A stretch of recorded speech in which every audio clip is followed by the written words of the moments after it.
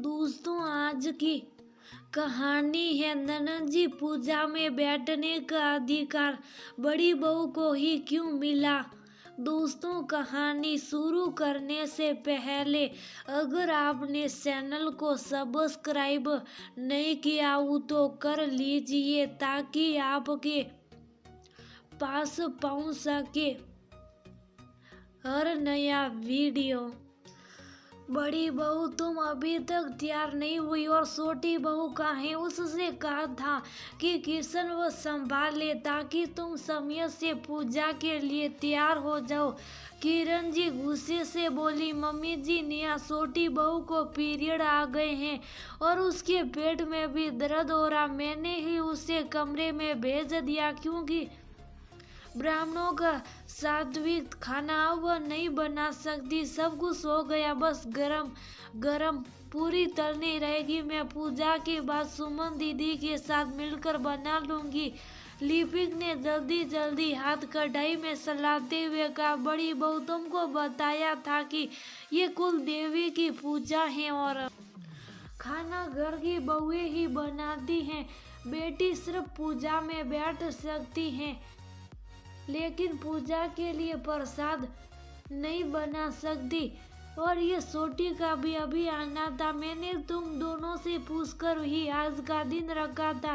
किरण जी जुझलाते हुए बोली, मम्मी जी, अभी अपने हाथ में तो है नहीं। कभी कभी टेंशन में डेट ऊपर नीचे हो जाती। आप चिंता मत करिए, सब हो जाएगा। आप जाकर तैयार हो जाइए। पंडित जी अपनी टोली के साथ आ गए और आप दरबार पर नहीं मिली तो पापा जी बहुत गुस्सा होंगे। लिपिका ने हंसते हुए कहा।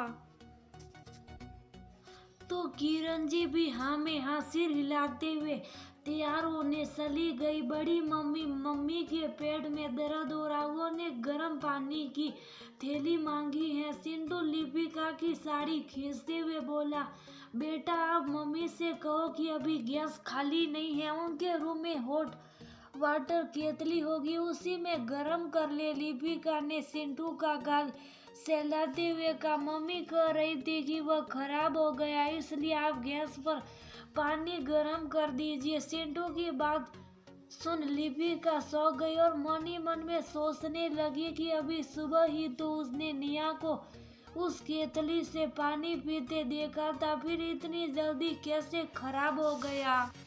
बड़ी मम्मी गर्म पानी। सिंधु की आवाज से लिपिका की सोच टूटी। उसने सिंधु से कहा कि थोड़ा समय लगेगा, तुम जाओ, मैं खुद दे आऊंगी। लिपिका ने जल्दी से खाना बनाकर पानी गर्म किया और थैली लेकर जाने लगी तो उसे ननद सुमन मिल गई। भाभी, मैं आपके पास ही आ रही थी। पंडित जी का फोन आया था कि वह यहाँ आने के लिए निकल गए, आप तैयार हो जाइए। उसके हाथ में गरम थैली देकर सो गई। भाभी, आपकी तबीयत खराब है क्या?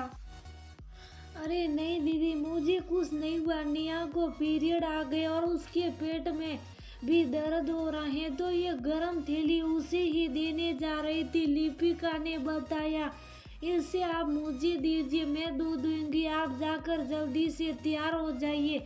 सुमन ने थैली लेते हुए कहा। सुमन थैली लेकर नेहा के पास गई। नेहा फोन पर किसी से बातें कर रही थी। सुमन को देखते ही जड़ से फोन काट दिया। अरे दीदी, आप क्यों परेशान हुई? सिंटू को आवाज देकर बुला लेती। देखो ना दीदी, आज घर में कुल देवी की पूजा है और मैं कुछ कर नहीं पा रही। दर्द के साथ ब्लीडिंग भी बहुत हो रही और उल्टी जैसा भी लग रहा है। क्या उल्टी जैसा लग रहा? नेहा, तुमने ये जरूरी बात पहले क्यों नहीं बताई? मुझे भी कभी कभी पीरियड के समय कुछ भी खाने से उल्टी होने लगती है। तब मेरी सासू जी एक घोल बनाकर मुझे देती है, मैं अभी बनाकर लाती हूँ, तुम उसे थोड़ी थोड़ी देर में पीती रहना, डिहाइड्रेशन नहीं होगा। सुमन जल्दी से किचन में गई और एक बोतल भर के ले आई और साथ ही घर के सभी बच्चों को भी लेकर आ गई। सभी बच्चों को देख नेहा शौक गई। अरे तुम सब यहाँ क्या कर रहे? पूजा हो रही वहां जाओ। अरे नहीं नेहा, पूजा बहुत लंबी चलेगी, बच्चे परेशान हो जाएंगे। पूजा खत्म होने के बाद आरती में जाकर प्रसाद ले लेंगे, वो भी ब्राह्मण भोज के बाद। ये सभी यहीं तुम्हारे पास बैठेंगे ताकि तुम्हें अकेला फील ना हो। और फिर थोड़ी थोड़ी देर में ही घोल भी तो पिलाना है। सुमन मुस्कुराती हुई बोली। सुमन ने घोल को एक बड़े गिलास में निकाला और नेहा को पीने के लिए दिया। घोल का पहला घूंट पीते ही नेहा को उबकाई आने लगी। दीदी ये किस चीज का घोल है? मुंह का स्वाद खराब कर दिया। मुझे नहीं पीना, तुम्हें अच्छे से पता है नेहा कि मुझे ना सुनना पसंद नहीं, और जब बात आपकी हो तो मैं बिल्कुल भी ना नहीं सुन सकती। तुम्हें ये पीना ही पड़ेगा। तुमने ही कहा कि बहुत ब्लीडिंग हो रही, इसलिए पालक और आंवला डालकर ये घोल बनाया है ताकि आयरन की कमी ना हो रहा है। आंवला तो पाचक वर्धक है। सिंटू मम्मा को थोड़ी थोड़ी देर में ये घोल पिलाते रहना, तब तक मैं तुम सब बच्चों के लिए मैगी बनाकर लाती हूँ। सुमन ने सिंटू को बोला और मुस्कुराते हुए चली गई। और नेहा अब अपने ही जाल में फंस गई। साल, जी हाँ साल, नेहा किरण जी के साथ रहती है तो उसे यही लगता है कि जब सास ससुर उसके साथ रहते हैं तो पूजा में बैठने का अधिकार बड़ी बहू लिपिका को क्यों मिला, और जब लिपिका भाभी को पूजा करना है तो वह काम क्यों करे। इसलिए उसने झूठ बोला कि उसे पीरियड आ गए। वह जानती थी कि इस हालत में उसे कोई भी पूजा के काम में हाथ लगाने को नहीं कहेगा। लिपिका दूसरे शहर में रहती है तो उसे क्या पता कि उसके पीरियड की डेट क्या है। लेकिन वह भूल गई कि सासू जी की नजर इस मामले में बहुत तेज होती है। और फिर जब सुमन गर्म पानी की थैली लेकर